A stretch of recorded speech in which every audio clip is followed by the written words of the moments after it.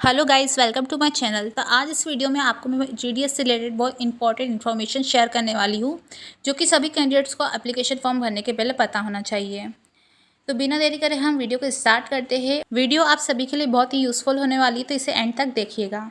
सबसे पहले हम जीडीएस सैलरी 2022 क्या रहने वाली है, इनकी पे स्केल चेक करेंगे, अलाउंसेस क्या मिलेंगे और जॉब प्रोफाइल ग्रामीण डाक सेवक की क्या रहेगी और कुछ वैकेंसी से रिलेटेड इंपॉर्टेंट इन्फॉर्मेशन मैं आपके साथ शेयर करूंगी। तो जैसा कि आप जानते हैं कि इंडिया पोस्ट ने 38,926 जीडीएस की वैकेंसीज निकाली है बीपीएम, एबीपीएम और डाक सेवक के लिए। तो इनकी हम पे स्केल, अलाउंसेस और जॉब प्रोफाइल अब चेक करते हैं। और इसके पहले मैं सबसे बेसिक और सबसे इम्पॉर्टेंट इन्फॉर्मेशन आपके साथ शेयर कर देती हूँ। वो है कि जो एप्लीकेशन डेट है जीडीएस 2022 की, वो 2 मई से स्टार्ट हो चुकी है और 5 जून तक ये चलने वाली है। उस जो भी कैंडिडेट्स है उनको 5 जून के पहले पहले अप्लाई कर देना है। अब हम इसके एलिजिबिलिटी की बात करते हैं। तो कोई भी 10th पास जो है इसके लिए अप्लाई कर सकता है। उसको लोकल लैंग्वेज आनी चाहिए, उसने जो कि स्टडी करी हो, और साथ ही साथ उसको साइकिलिंग का नॉलेज होना चाहिए। तो अगर कभी कैंडिडेट को जो है स्कूटर या मोटरसाइकिल राइड करना आता है तो उसको भी as a knowledge of cycling consider किया जाएगा। अब यहाँ हम बात करते हैं सिलेक्शन प्रोसेस की, किस तरह प्रोसीजर होने वाली है सिलेक्शन की, किस बेसिस पे आपका सिलेक्शन करा जाएगा। तो इसका सिलेक्शन जो है आपका वो 10th पास, आपके 10th के मेरिट जो मार्क्स है उसके ऊपर डिपेंड करेगा पूरा का पूरा, और साथ ही साथ आपने जो पोस्ट प्रेफरेंस फिल करी है उसके ऊपर डिपेंड करेगा। तो आपके 10th के मार्क्स मतलब कि आपके मेरिट मार्क्स और आपकी प्रेफरेंस के बेसिस पर ही आपका सिलेक्शन डिपेंड करता है। ऑल इंडिया जो सिलेक्शन प्रोसेस है वो 15 नवंबर 2022 तक कंप्लीट हो जाएगी। ऑल इंडिया सभी स्टेट में सिलेक्टेड कैंडिडेट्स की जॉब लग जाएगी। एप्लीकेशन डेट जो कि मैं पहले भी आपको बता चुकी हूँ कि स्टार्ट हो रही है 2 मई 2022 से, जो कि हो चुकी है स्टार्ट, और एंड डेट जो है वो 5 जून 2022 है। अब मैं यहाँ आपको पोस्ट वाइज जॉब डिटेल्स बता देती हूँ, जॉब प्रोफाइल क्या रहने वाली, क्या क्या काम किस किस को करना पड़ेगा, ये सब मैं आपको यहाँ बता देती हूँ। तो पहले हम बात करते हैं बीपीएम ब्रांच पोस्ट मास्टर की। तो इसको जो है ब्रांच पोस्ट ऑफिस और इंडिया पोस्ट पेमेंट बैंक मतलब आईपीपीबी, इन दोनों की जो भी ट्रांजैक्शंस हो रहे ऑफलाइन एंड ऑनलाइन, इन सबको रिकॉर्ड करने का काम रहेगा बीपीएम का। इसके लिए उनके पास कोई डिवाइस हो सकता है, स्मार्टफोन हो सकता है या मोबाइल वगैरह, इससे कुछ भी हो सकता है ट्रांजैक्शन रिकॉर्ड करने के लिए। अब दूसरा काम होता है इनका पोस्टल प्रोडक्ट और सर्विस की मार्केटिंग करना। इंडिया पोस्ट पेमेंट बैंक की जो भी सर्विसेज प्रोवाइड करी जाती है और अलग अलग सर्विसेज जो कि कस्टमर सर्विस सेंटर CSC द्वारा प्रोवाइड की जाती है, ये सब जो है बीपीएम द्वारा ही प्रोवाइड करी जाएगी। साथ ही साथ इसमें विलेजेस और ग्राम पंचायत में भी इसको अपना बिजनेस प्रोक्योरमेंट करना पड़ेगा। इसके लिए इनको महिलास भी लगाने पड़ते हैं और डोर टू डोर जाना भी पड़ता है इनके बिजनेस रिक्वायरमेंट के हिसाब से, और गवर्नमेंट की स्कीम्स को पॉपुलराइज करने का काम भी बीपीएम का होता है। इनका काम होता है रिकॉर्ड का मेंटेनेंस करना, स्मार्टफोन, मोबाइल फ़ोन या फिर कोई भी हैंडहेल्ड डिवाइस का यूज़ करके। पोस्ट ऑफिस का जो ओवरऑल रिस्पॉन्सिबिलिटी है वो स्मूथली और टाइमली फंक्शनिंग हो रही है, और साथ ही साथ मेल जो है सही समय पे कन्वे किए जा रहे हैं, सही समय पे डिलीवर करी जा रही है, सबकी रिस्पॉन्सिबिलिटी जो है बीपीएम की होती है। तो असिस्ट करने के लिए, इनकी हेल्प करने के लिए एबीपीएम भी होते हैं, असिस्टेंट ब्रांच पोस्ट मास्टर, और ये दोनों कंबाइंड ड्यूटी करके जो है ब्रांच पोस्ट ऑफिस को संभालते हैं, उनकी देखभाल करते हैं।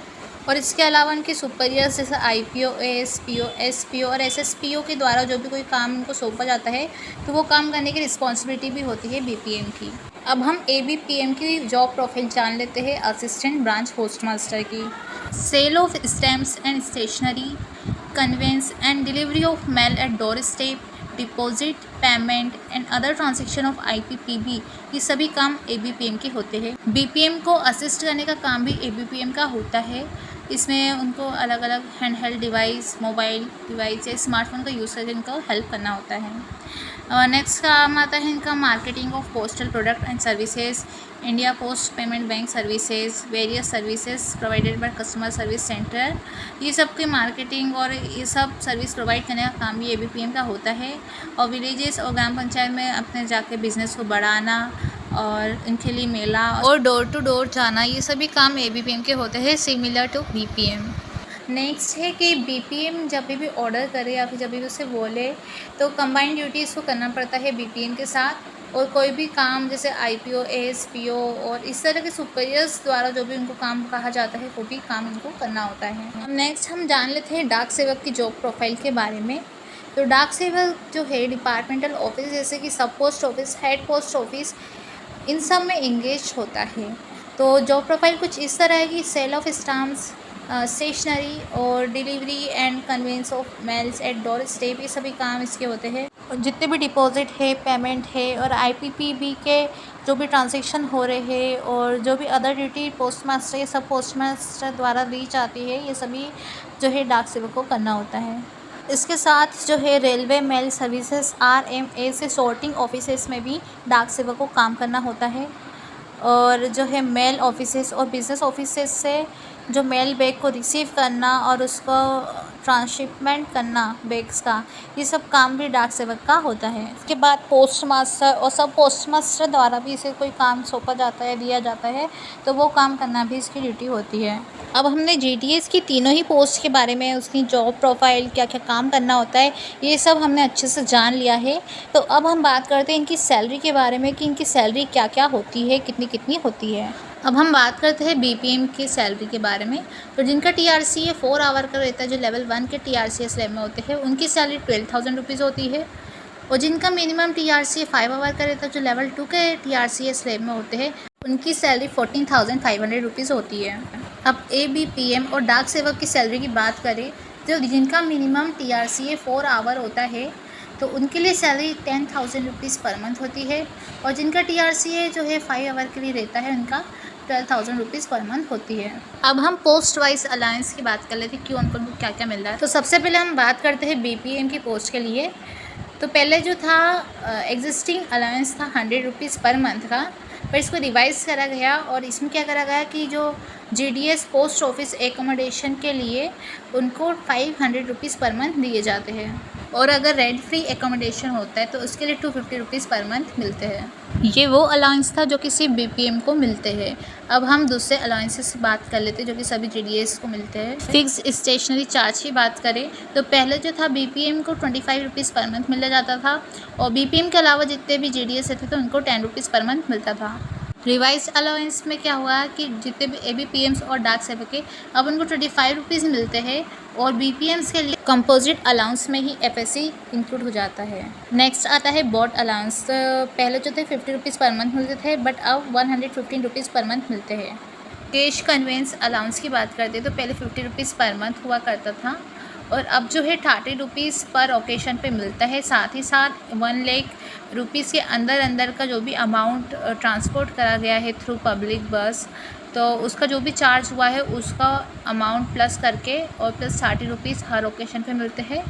और सेकंड में जो है पेमेंट मिलता है 50 रुपये का पर ओकेशन, और जिसमें कि प्लस ₹1 लाख के ऊपर का जो अमाउंट जो कैश जो है कन्वे किया गया है उसका जो भी खर्चा हुआ है उसको प्लस करके मिलते हैं। नेक्स्ट आता है साइकिल मेंटेनेंस अलाउंस। तो पहले जो था 90 रुपीज़ पर मंथ मिलते थे इसके लिए, और अब जो है इसके लिए 180 रुपीज़ पर मंथ मिलते हैं। अब मैं आपको कंबाइंड ड्यूटी अलाउंस बता देती हूँ रिवाइज्ड। अगर जो है BPM वो डिलीवरी का काम कर रहा है या फिर मेल कन्वेंस का काम करेगा तो उसको 45 रुपीज़ पर डे मिलेंगे और मैक्सिमम उसको 1170 रुपीज़ मतलब कि 1170 रुपीज़ पर मंथ मिलेंगे। और अगर BPM delivery plus mail conveyance दोनों ही काम करता है तो उसको पर डे 90 रुपीज़ मिलेंगे और मैक्सिमम 2340 रुपीज़ पर मंथ मिलेंगे। और अगर ABPM BPM के लिए काम करता है तो उसको 75 रुपीज़ पर डे मिलेंगे, मैक्सिमम 1950 रुपीज़ पर मंथ मिलेंगे। और अगर ABPM या डाक सेवक अपने काम के अलावा कोई एडिशनल काम करते हैं तो उसके लिए उन्हें 45 रुपीज़ पर डे मिलेंगे, मैक्सिमम 1170 रुपीज़ उनको पर मंथ मिलेंगे। अब नेक्स्ट आता है रिस्क एंड हार्डशिप अलाउंस। तो पहले इसके लिए कुछ नहीं दिया जाता था, अब जो है ऐसे GDS जो कि ऐसे एरियाज़ में काम कर रहे हैं जो कि आइडेंटिफाइड हो government of India as per 7 CPC recommendation, तो उन जगहों पे काम करने वाले GDS को 500 रुपीज़ पर मंथ मिलेंगे। ये सभी अलाउंसेस थे जो कि मैंने आपके साथ शेयर कर चुकी हूँ सभी पोस्ट के हिसाब से। अब हम आगे बात करते हैं कुछ ऐसे सवालों के बारे में जो कि कॉमन है, बहुत ही बेसिक्स क्वेश्चंस है जो कि सभी कैंडिडेट्स को जानना बहुत ज़रूरी है। In the form of question and answer हम इसे स्टार्ट करते हैं। फर्स्ट क्वेश्चन हमने लिया है, what is the salary of India post GDS। तो जैसा कि हमने बताया बीपीएम की सैलरी 12,000 रुपीज़ होने वाली और असिस्टेंट ब्रांच पोस्ट मास्टर या डाक सेवक की सैलरी 10,000 रुपीज़ रहेगी। सेकेंड क्वेश्चन लिया है what is the last date to apply for India post JDS 2022। तो 5 जून जो है लास्ट एप्लीकेशन डेट रहने वाली है। क्वेश्चन नंबर थर्ड हमने लिया है what is the age limit for India post JDS 2022। तो एज लिमिट बता देते हैं हम, मिनिमम 18 ईयर्स और मैक्सिमम 40 ईयर्स एज लिमिट रखी गई है। फोर्थ क्वेश्चन है how many vacancies are there in India post JDS 2022। Total vacancies 38,926 निकली है। इसमें BPM, ABPM और डाक सेवक तीनों की पोस्ट इंक्लूड करी गई है। फिफ्थ और लास्ट क्वेश्चन आता है जो कि है is there any exam for India post JDS। कोई एग्ज़ाम रखी गई है क्या?